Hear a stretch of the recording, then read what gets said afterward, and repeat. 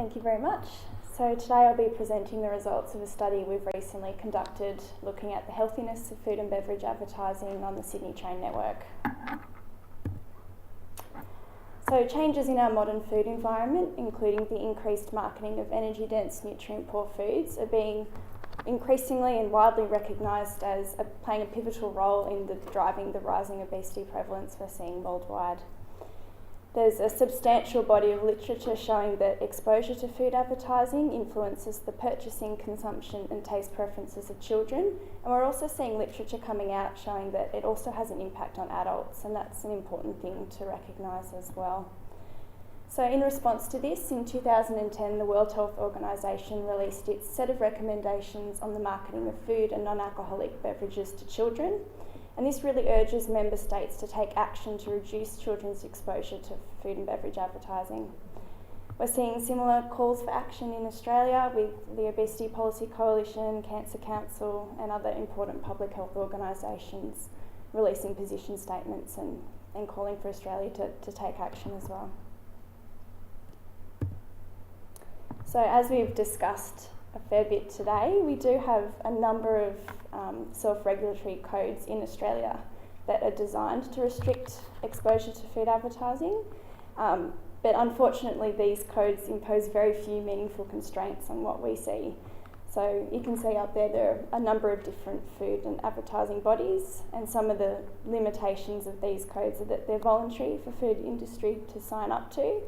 They're self-regulated and the food industry companies can decide sort of what they deem to be healthy and unhealthy. They also don't cover all communication channels, so they tend to focus more on our broadcast media, whereas outdoor advertising avenues tend to be neglected. So we are seeing a lot of literature coming out as well looking at children's exposure to television food advertising. But unfortunately, there hasn't been much done in the space of outdoor food advertising. So that was something that we decided was important to look at, given that these ads have the potential to reach a wide and unrestricted audience, and the viewing of these ads is non-discretionary.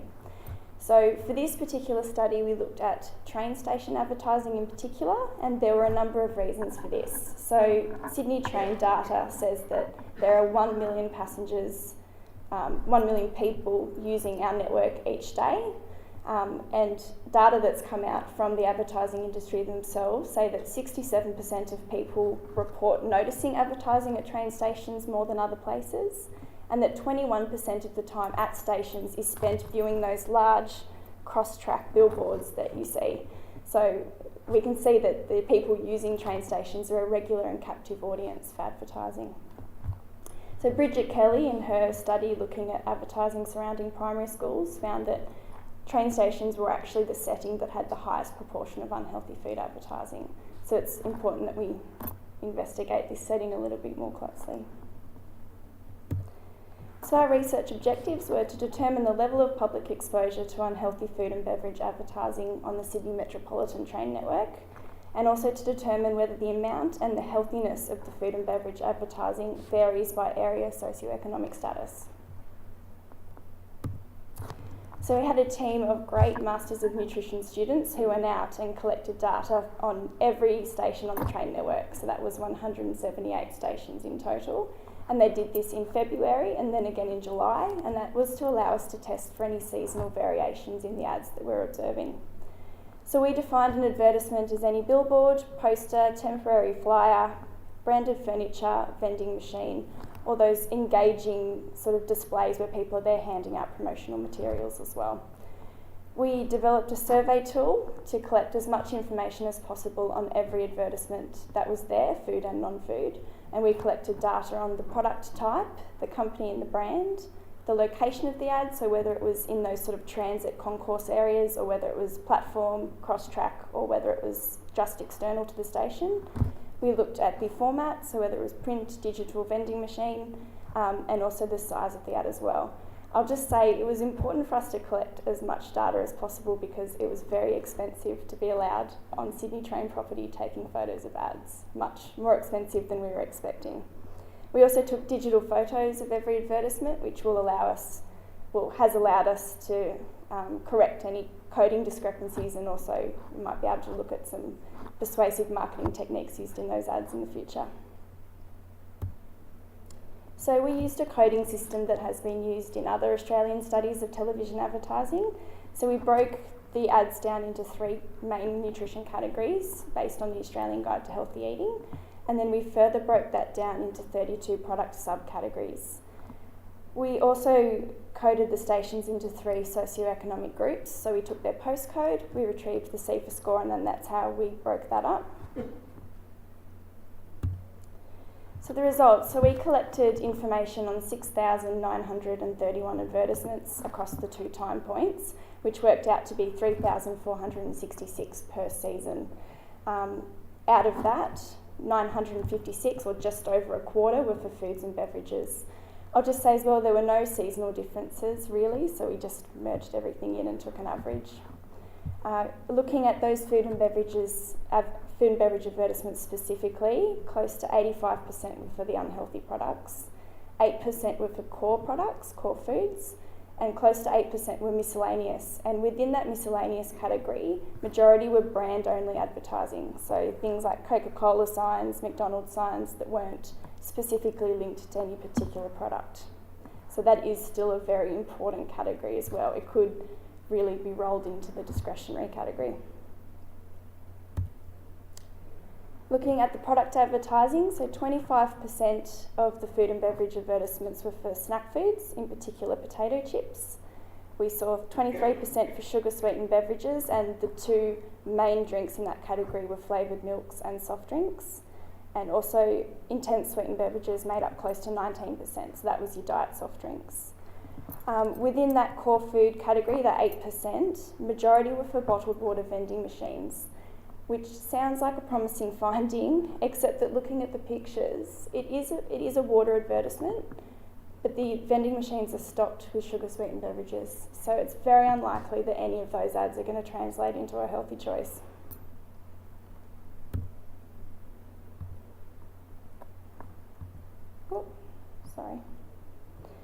Alcohol advertising, we observed 60 alcohol ads per season, which worked out to be 6.2% of all the food ads, or close to 2% of total advertising. And we think this is probably a conservative estimate of the true exposure to alcohol advertising in these settings, and it was a little bit lower than we've seen in other similar studies conducted in Sydney. So the 2 ads, you can see the Tim Tam and the Schweppes ones, they weren't coded as an alcohol advertisement, but there is still some alcohol association in there, which is called an alcohol brand extension under the Alcohol Beverages Advertising Code. So they could still initiate or urge people to drink alcohol. And there were a number of alcohol advertisements that could still be seen from the platform, but which were on pubs and other external signage, which we did exclude, but that may have the potential to sway people's choices. Brand advertising, so not surprisingly, Coca-Cola and PepsiCo were the largest advertisers, significantly more than any others. And this also held true, so this graph is looking across food and beverage advertising, but if we look across advertising in total, they still remain to be the largest advertisers on the network. So they made up 10.9% and 6.5% of total advertising. So it's also of note that these 2 companies have signed up to the Responsible Marketing to Children self-regulatory code, pledging their commitment to reducing exposure to children's unhealthy food marketing. So this table is showing the mean number of food and beverage advertisements per station for each of the socio-economic status groups. So the top row is showing the mean number of total ads per station, and you can see that there's far fewer ads at the low socio-economic status stations compared to medium and high, and that's most likely because they were very small stations with only 1 or 2 platforms. But if we look at the other rows, there is no difference between the areas. So there's no difference in the number of food ads or the number of unhealthy food ads between the 3 areas. So if we start to look at it as a proportion rather than just at the number, low SES areas have a significantly higher proportion of unhealthy food advertising compared to the other 2 areas. So it ended up being 42% for low SES versus 25% for medium and 18% for high. So that is a concerning finding. So we can see from the results that train station advertising poses a significant threat to public health, with 1 in 4 advertisements for unhealthy foods. Looking at it as a proportion of total advertising, we would also expect that these ads are going to have the greatest impact in our vulnerable low SES communities. Core food advertising is unlikely to translate into healthy food choices, given they were placed on vending machines stocked with unhealthy choices. And the repeated marketing of Coca-Cola and PepsiCo on the network is concerning as well, given we know that exposure to brand advertising can influence our perceptions and preferences for those brands and their products. So what are the implications of this? Well, the Australian Government's Best Practice Regulation Handbook states that self-regulation is an appropriate option if there is no strong public interest concern, in particular, no major public health and safety concerns. I think given we know that advertising can translate into unhealthy dietary behaviours, it's fair to say that self-regulation is no longer a sufficient or appropriate option. So the Sydney trains, it falls under state government control, so there is scope for state government to take action without the need for a nationally coordinated response. And there are a few different options that they could consider. So obviously the most restrictive approach would be to introduce a total ban on all unhealthy food advertising. This may not be very palatable to state government, given it has the potential to reduce their revenue in the short term, but until those ads are substituted. So another alternative would be to implement interim targets that are phased in over time, and that these targets are sort of around what sort of proportion of unhealthy food advertising you should be seeing at each station. Before this can be done, a nutrient profiling system is needed, or some way of classifying what is healthy and unhealthy. But I think within that system we need to be considering brand-only advertising, because if we're only looking at healthy and unhealthy foods, companies are going to start to switch to brand only as a way of navigating the restrictions. 15% of all train users in Sydney are children, so a ban on alcohol advertising is needed, given that these ads are reaching an underage audience, whether it's intended or not. And finally, a government-appointed body for monitoring and policy enforcement is needed. Thank you.